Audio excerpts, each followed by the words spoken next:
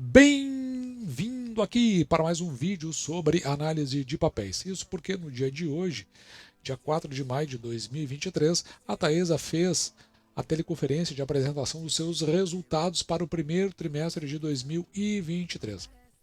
Como é que vão ficar os dividendos? Como é que foram esses resultados? Será que esses dividendos vão encolher? Será que de fato existe, como se tem anunciado na imprensa especializada, a possibilidade de que esses dividendos vão secar? Vamos dar uma olhada como é que foram os resultados da Taesa. Eu vou utilizar para essa apresentação a divulgação de resultados do primeiro trimestre aqui, segundo o release de resultados, que eu recomendo para você, no caso você seja acionista, e está muito bem explicado, tá? Detalhe por detalhe, aqui você vai ter uma compreensão muito interessante sobre a Taesa. Conjunto dos dados aqui está de um jeito muito didático, muito apresentável, e você vai sanar praticamente todas as dúvidas que você possui eventualmente sobre as questões que nós levantamos no início do vídeo. Eu também vou me utilizar da apresentação por conta da divulgação de resultados que foi feita no dia de hoje. Eu acompanhei ela do início ao fim, trazer uma outra informação aí que eu possa entender como relevante justamente para a nossa compreensão melhor da intenção da Taesa, principalmente enquanto projeto. E também vou me utilizar, pelo menos, do documento que eu mais gosto de analisar aqui no canal, que são as informações trimestrais aqui do dia 31 de 3 de 2023, portanto, o primeiro trimestre de 2023. É bem interessante porque, sem mais delongas, nós podemos entrar aqui no resultado. Veja que esse é o resultado seguindo o regulatório, tem o regulatório e o IFRS. A diferença está que lá no IFRS, a forma como a gente olha é do ponto de vista contábil sem efeito caixa. Então veja que no regulatório, mas é interessante também que eu diga que eu utilizo os dados do IFRS, porque a gente tem uma visão contábil, ou seja, aquilo que a gente consegue fazer em termos de projeção, para fins da nossa tabela, no final, acompanhe aqui conosco, da nossa tabela de indicadores, que vai dar o horizonte do que a gente pode esperar da Taesa no futuro. Mas voltando aqui, a receita líquida cresce no comparativo trimestral 13,7%, ou seja, comparativo do primeiro trimestre de 2022 com o primeiro trimestre de 2023, salta então a receita de 526 milhões para 598 milhões. Lembrando que nós já havíamos falado disso no passado, a Taesa tinha vários projetos para colocar em operação. À medida que eles vão colocando em operação, aliás, vai se alterando o EBITDA, ele vai evoluindo. Veja que ele cresce aqui 14,8% no comparativo trimestral também. E ele salta aqui na sua margem EBITDA de 86,4% para 87,2%. Com relação ao lucro líquido, nós gostamos muito de apreciar, porque isso tem um fator importante do ponto de vista da distribuição de dividendos, é onde vai nos delinear o que a gente pode ter do ponto de vista de perspectiva de recebimento de proventos lá no final do exercício, computando tudo que vai acontecer durante o ano. Ele salta aqui 47,3% no comparativo trimestral, que no primeiro trimestre de 2022 era de 146 milhões e agora 215 milhões, considerando aí justamente que houve o aumento das margens, mas o mais importante aí que a gente tem para dizer são aqueles projetos que entraram em operação. No regulatório que eu, como disse, né, ele tem que mais afetou a questão da evolução aqui do lucro líquido no primeiro trimestre de 2026 para o primeiro trimestre de o primeiro trimestre de 2022 para o primeiro trimestre de 2023 foi exatamente um efeito sobre o EBIT das operações que entraram e aqui um fator da equivalência patrimonial, o que fez com que ele não evoluísse tanto. Tanto aqui é significativo, né? Um crescimento aqui de 69 milhões, mas foi justamente o resultado financeiro líquido, ou seja, entre aquilo que a empresa recebeu de juros e correção monetária por conta das suas aplicações foi menor do que aquilo que ela teve que pagar em juros e correção por conta dos empréstimos que possui. Olhando para o IFRS, veja que o lucro líquido já num ponto de vista diferente. Ele cai aqui ó, de 559, quase 560 milhões no primeiro trimestre de 2022 para 386. E o fator que mais impactou foi a receita líquida. E também aqui o OPEX, que são as despesas, né, da companhia para manter o funcionamento das suas operações. Vamos dar uma olhada no que a companhia tem a dizer sobre a questão do lucro líquido segundo o IFRS. Agora no slide número 7, nós falamos do lucro líquido societário, o IFRS. Como vocês podem ver, o lucro líquido societário ele caiu em torno de 31%, chegando a 380, quase 387 milhões de reais no trimestre. É importante mencionar aqui que nós estamos falando de um lucro líquido contábil, quer dizer, ele não tem efeito caixa, a discussão aqui em cima do artigo contratual, que tem toda uma metodologia do IFRS, né, e que não reflete efetivamente o caixa. Então é importante mencionar que essa queda aqui é uma queda puramente contábil por alguns efeitos. Né? O principal deles é o efeito relacionado à correção monetária do artigo contratual, que é uma receita societária. Quer dizer, existe um impacto macroeconômico aqui relevante que afetou o lucro líquido do trimestre. E qual foi esse impacto? Lembrar que o macroeconômico tem um efeito sobre a correção monetária contratual, tanto no IGPM quanto no IPCA. E neste caso, nesse trimestre especificamente, a gente teve uma redução na comparação entre os trimestres da inflação, principalmente o IGPM. O IGPM, por exemplo, no primeiro trimestre de 2022, tinha fechado no acumulado trimestre de 4,6% positivo, enquanto no primeiro trimestre de 2023 ele fechou em apenas 0,6% positivo. E por conta dessa redução, ela teve efeito relevante na receita de correção monetária contratual entre os dois trimestres, na ordem de uns 200 milhões de reais. Este é o principal efeito e que motiva aí essa queda aí de mais ou menos 173 milhões de reais do lucro líquido societário entre os trimestres. Ou seja, como eu disse, não tem efeito caixa e me pareceu bastante bem explicado pela companhia do ponto de vista do que mais afetou a redução desse lucro líquido pelo IFRS, lembrando que essa é a demonstração financeira seguindo os padrões internacionais. Olhando aqui para o endividamento da companhia, veja que a dívida líquida da companhia ela cresce a 10 bilhões. Lembrando que lá no primeiro trimestre de 2022 estava com quase 8 bilhões.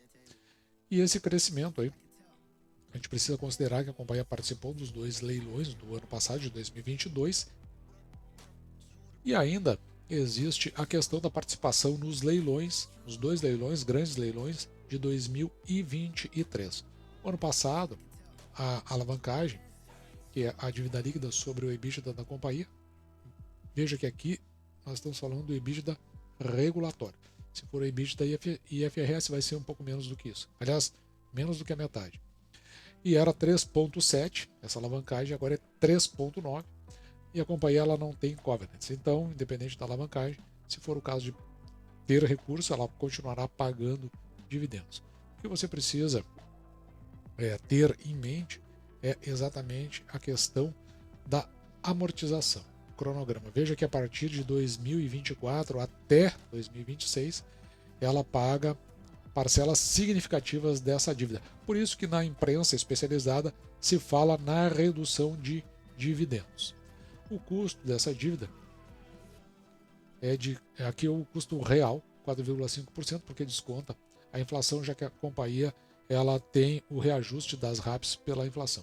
E o prazo médio dessas dívidas é menos de 5 anos. A partir de 2028, veja que a dívida aqui é 5,5%. A maior parte dessa dívida está pelo IPCA, 65,7%, e a segunda maior parte está pelo CDI. Então, a companhia, evidentemente, ela torce por 2 coisas: a redução dos juros e diminuição da inflação. Mas, se por um lado tem esses fatores mais complicadores do ponto de vista do pagamento da sua dívida, veja que a companhia também tem os seus projetos. Em particular, aqui que considerar que esse projeto Saíra, se você é acionista da companhia, você deve ter recebido um e-mail informando aí justamente o pagamento. Esse aqui é um projeto que a companhia, ela, para ter a condição de recebimento da sua RAP, ela tem que fazer um pagamento a título indenizatório de 870 milhões, por isso que ela foi ao mercado buscar esses valores em termos de debêntures. O fato é que, uma vez cumprido, ela já sai recebendo aqui 72,2% da RAP, que é de 121 milhões. E ainda existe nesse projeto uma segunda fase, onde ainda tem mais 46 milhões aqui de RAP. Além disso, a companhia tem aqui outros 4 projetos. Veja que eles vão desde 2025 até 2028. E aqui nós temos as RAPs interessantes, a companhia para receber, no caso aqui de Ananaí, 160 milhões, Tangará, 100 milhões, e depois outros 2 projetos pequenos de leilões mais recentes, Pitiguari, e aqui é reforço de Nova Trans. Reforço que é o seguinte, é quando o agente regulador, através dos seus órgãos, ele pede que exista uma ampliação, uma melhoria, e com isso a companhia ela precisa fazer o seu desembolso e, consequentemente, tem um aumento na sua RAP. Você pode ver aqui do lado onde estão cada um desses projetos. Lembrando que, embora não esteja aqui nesse slide, entrou em funcionamento, a companhia já avisou um pedaço aqui do projeto de Santana. Ele vai desde... Vou pegar algo aqui para marcar para você, para ficar mais ajustado, né? Então vai aqui de Santana, o Livramento, que é mais ou menos nessa região aqui, até Santa Maria.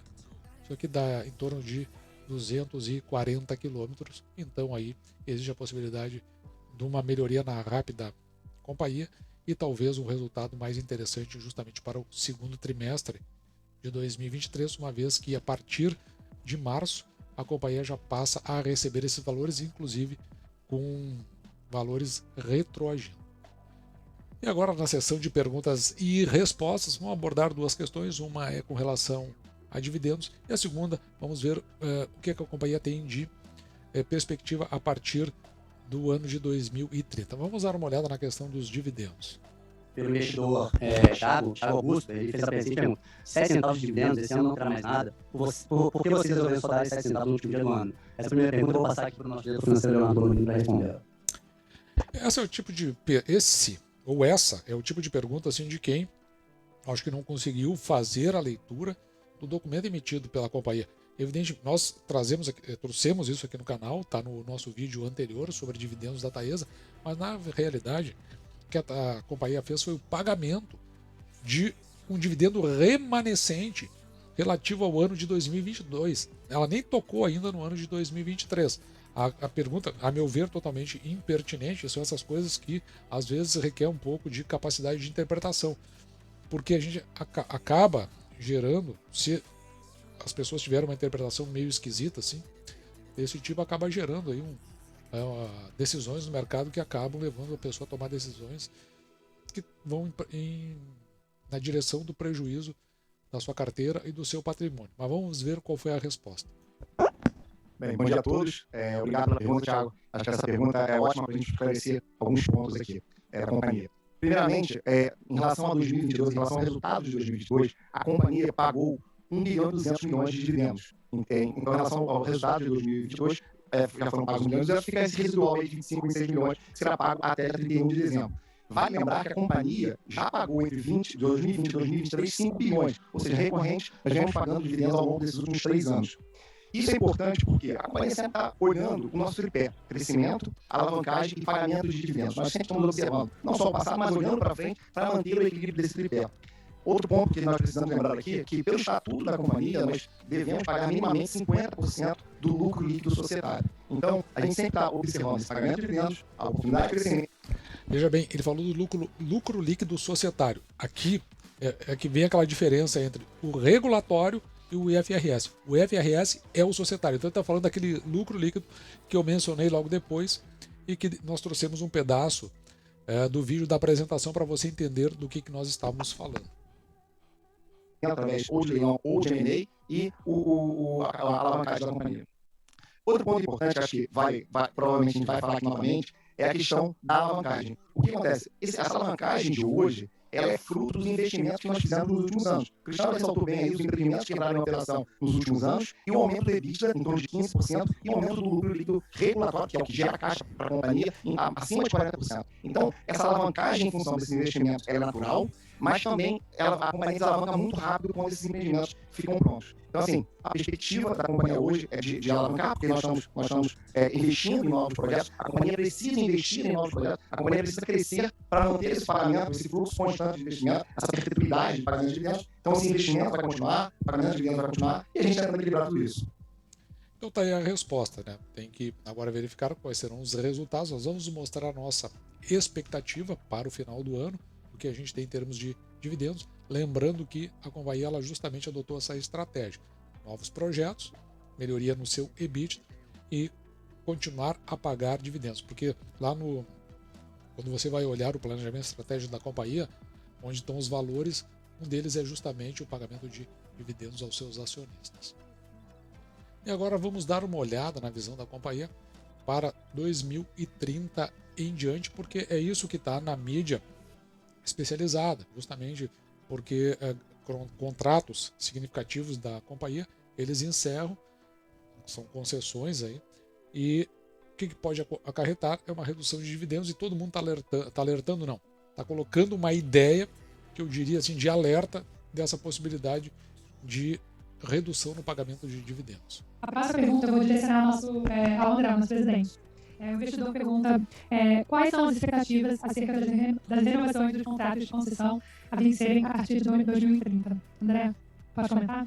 Com certeza. Bom dia a todos. Obrigado, Juliana. Obrigado pela pergunta. Esse é um tema recorrente aqui na empresa, temos discutido bastante, tema de renovação de concessão. Temos contribuído já na audiência pública, temos contribuído e discutido isso com o órgão regulador e com outros agentes do setor, que começam a nos afetar a partir de 2030. Então, até 2030 nós temos um impacto no nosso resultado a partir disso, com principalmente Nova Trans, CSN, Tetel e ECTE. Agora, o importante notar é o seguinte, né? Recordando aqui, o Luiz acabou de comentar, né? Nós já colocamos nos últimos 18 meses uma recomposição de RAP, né? Adicionamos mais de 843 milhões para a companhia. E isso visa, obviamente, já amortecer, né, parcialmente aí a renovação das concessões. E estamos buscando cada vez mais crescer, né? Isso faz parte do nosso planejamento estratégico.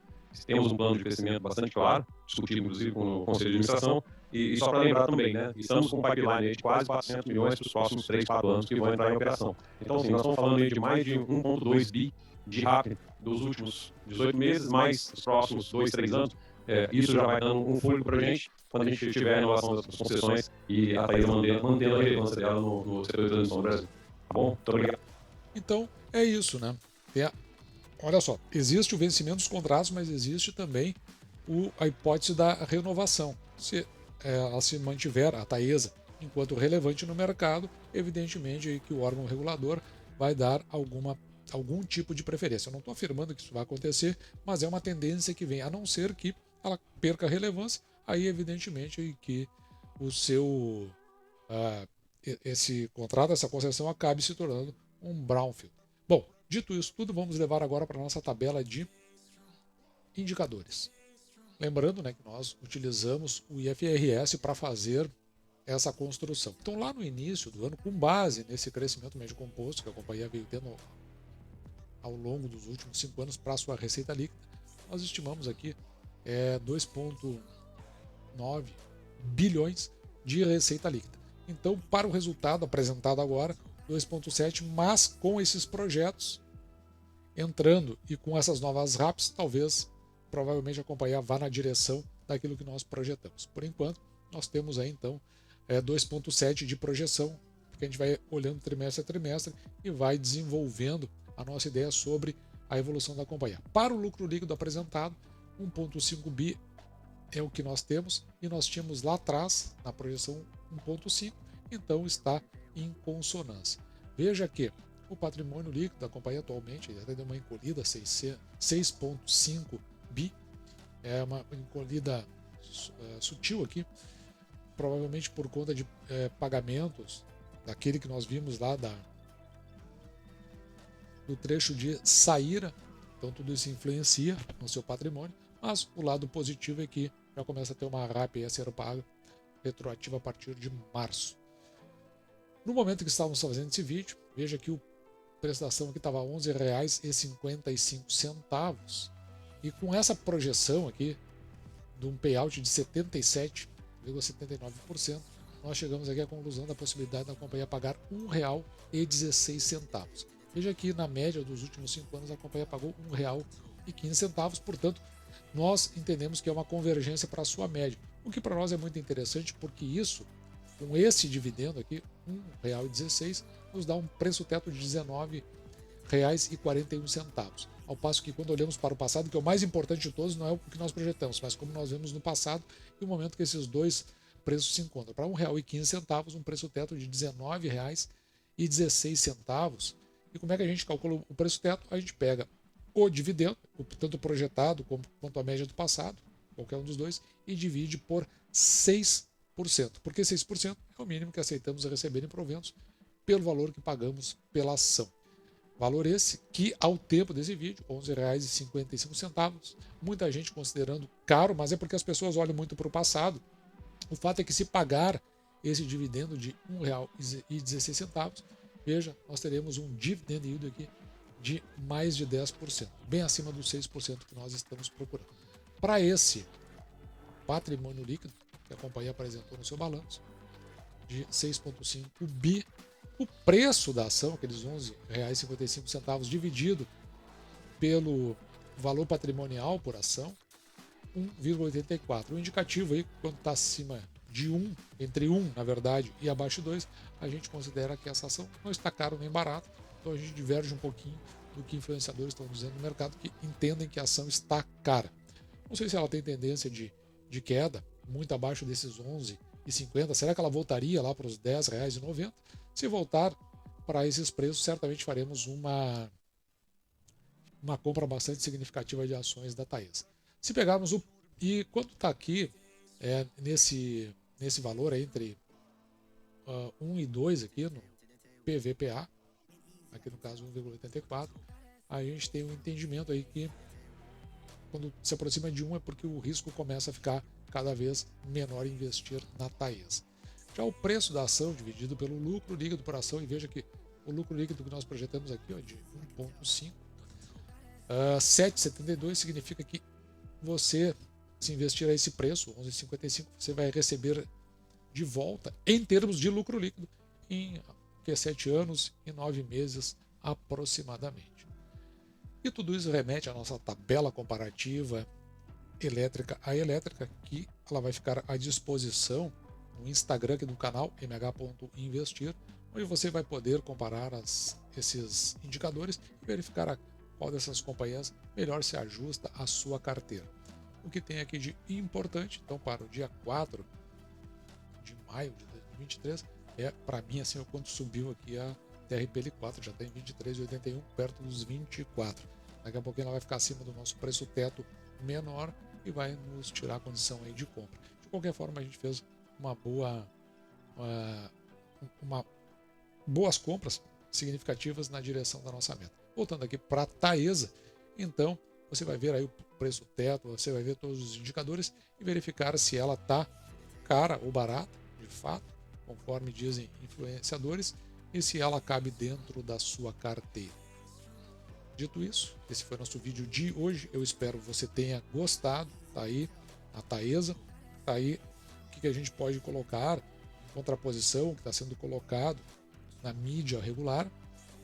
Tá aí o que a gente tem colocado em contraposição ao que dizem vários influenciadores importantes, e você pode agora olhar para toda essa análise e tomar a sua conclusão se essa empresa tem condições de estar na sua carteira, ou se você vai fazer novos aportes, ou se você acha que o melhor é desfazer posição.